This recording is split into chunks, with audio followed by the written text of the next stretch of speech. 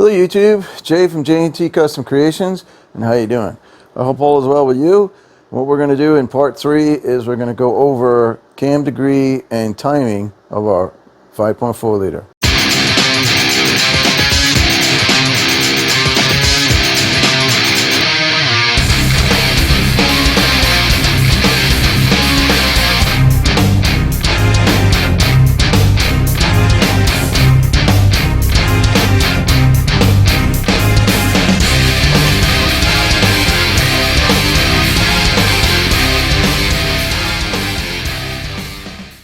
So a couple things you're going to need.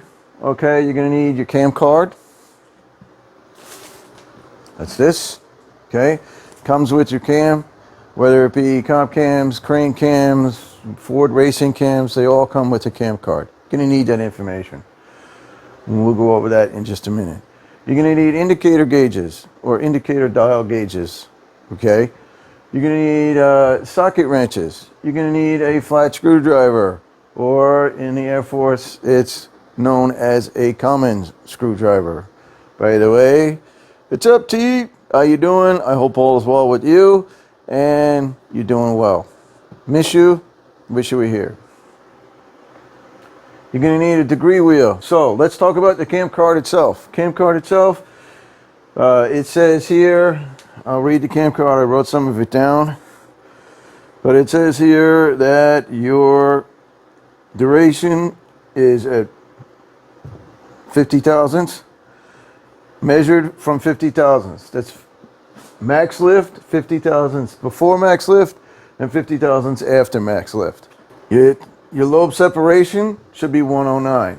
And what that means is that when I do 50 thousandths before max lift, I take a measurement on the degree wheel, and then I do 50 thousandths after max lift. I take another measurement on the degree wheel, multiply those by 2. Okay, you can see I've done it over here. Take that number, divide by 2, and then that will give us our lobe separation. Okay, so knowing that information, what does that actually mean? Okay, you're looking at this, that's great. What does that actually mean? Well, here's what's happening. Okay, as the cam is turning, okay, its max lift is when the point of the cam is pushing down on the rocker arm, pushing the valve down. Okay, this is the valve seat here. Okay, it opens, piston comes up, okay, or the piston is down depending upon exhaust or intake. We're doing intake, and we're going to talk about intake right at the moment. Okay, and then how long that's going to stay open before and after, okay, max lift. And that's what we're doing here. All right, and that's what is exactly is kind of happening, okay, and that's what we're measuring. Now let's show it in the real world. So we need a couple of tools, like I said, and here they are. Okay, we need indicator dials. T bought a kit from the Modular Head Shop, and it comes in an entire kit. It comes with the degree wheel. It comes with the crank socket that holds the degree wheel in place. It comes with the valve lash adjusting tool. It comes with it comes with 2 feeler gauge kits. It comes with the plates to hold them down. All right, so step 1, first thing I want to do is I want to find top dead center. I like doing this way because this is true and true. Okay, I can see exactly and precisely where my piston is, and I don't have to guesswork by this device that goes down in there. Some people do the math to actually, get it precise and right. This to me is a lot quicker. Like I said, there's 10 ways to China to actually do this however you want. Okay, this is the particular way that I'm doing this. All right, so what I'm going to do is I'm going to rotate the engine, and you'll see the gauge will change. Now what I'm going to do is I'm going to zoom in. All right, we'll try that. So if you pay attention to the piston and then you pay attention to the gauge, you'll see that as the piston goes down, the gauge changes. Okay, so what I'm going to do here is I'm going to come back up, and you'll see my pistons coming back up to the deck.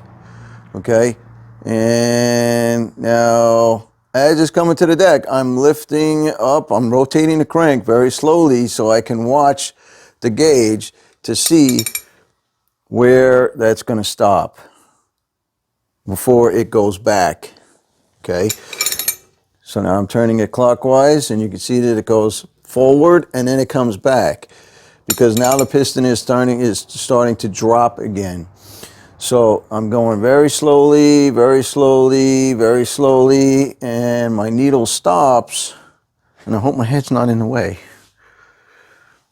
Okay, and my needle stops, and then it starts to go back again. All right, so that's going to be my top dead center. I've made this little device. Okay, I have my degree wheel on here.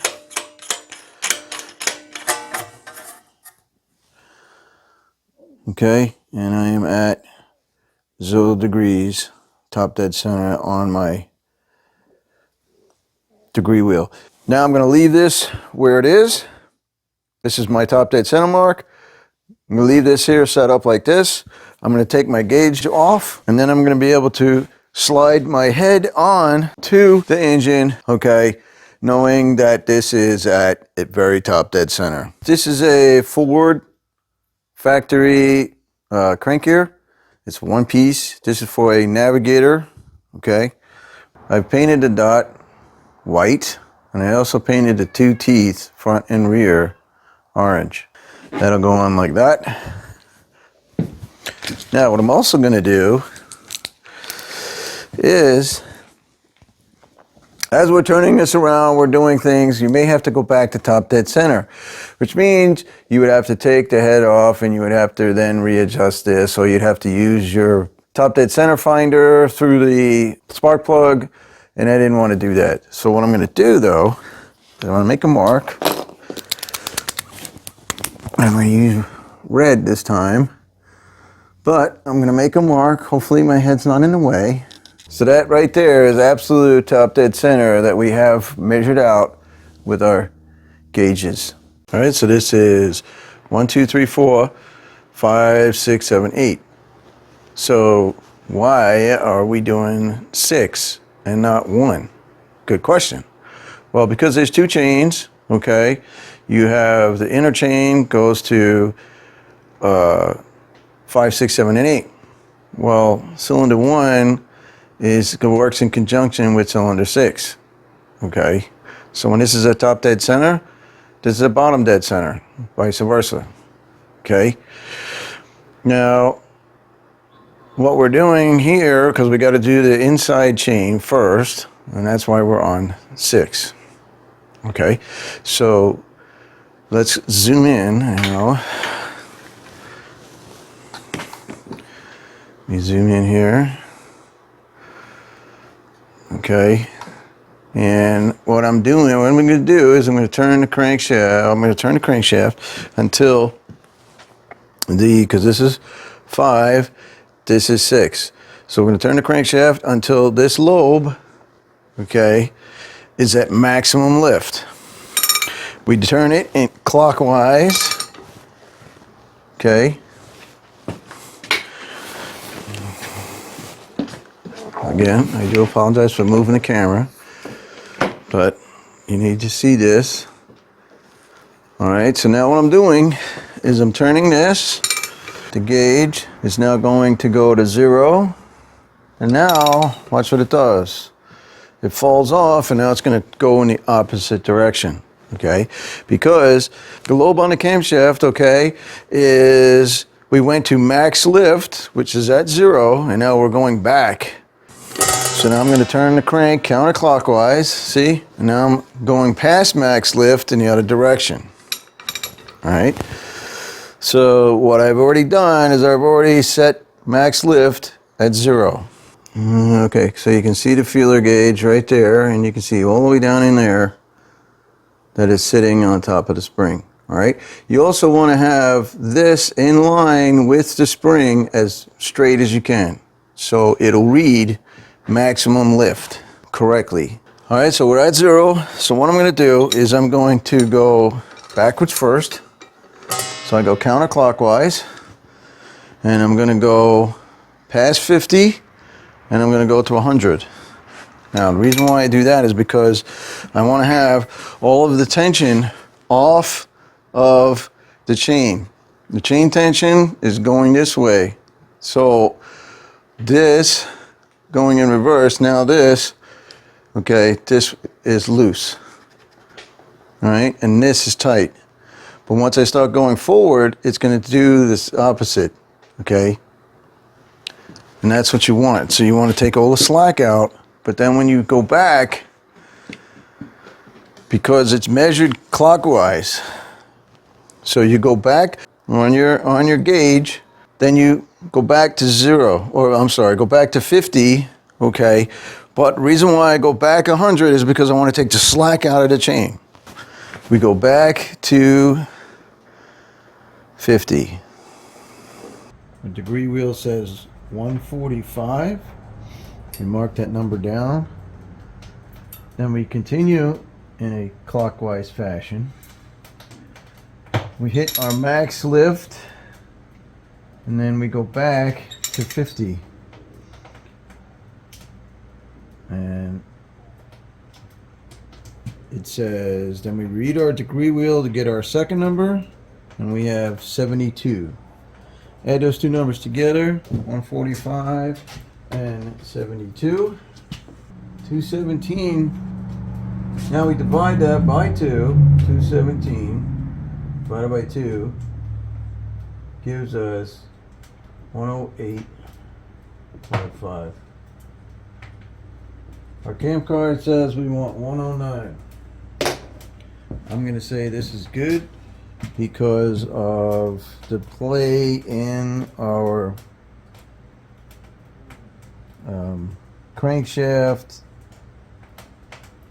degree wheel, holding device. There's play in it, in the gear, the keyway. So I'm going to give that's going to be like a half a degree to almost a whole degree. So I'm going to say 108.5. We're good. And now what we have to do is we have to now mark the cams where they go precisely using a mark. What I'm going to do is I'm going to mark the back. Okay. So I marked it here and I marked it here. There's a certain way that this gets screwed in. These get screwed down to 89 inch-pounds. Inch-pounds, mind you. Okay. And then these guys, so we have to take our cams, take them out, put all of our rockers in, and then we can bolt this back down and make it permanent. Then we can put all this back where our lines, our marking lines line up. Okay. And then we will then proceed to do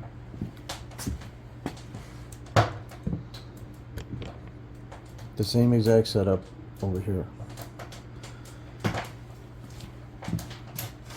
So we'll put our cams in, we'll do our degree. Okay, this also should be 109. So we're going to set this up to be 109 by adjusting the cams, by adjusting the cam gear, adjusting the keyway on the cams. Okay, so if they have to get filed down, if it has to get filed down, we can adjust it so we have availability on moving the cams around. Okay, so we're going to get to that. We're going to get this off here and go from there.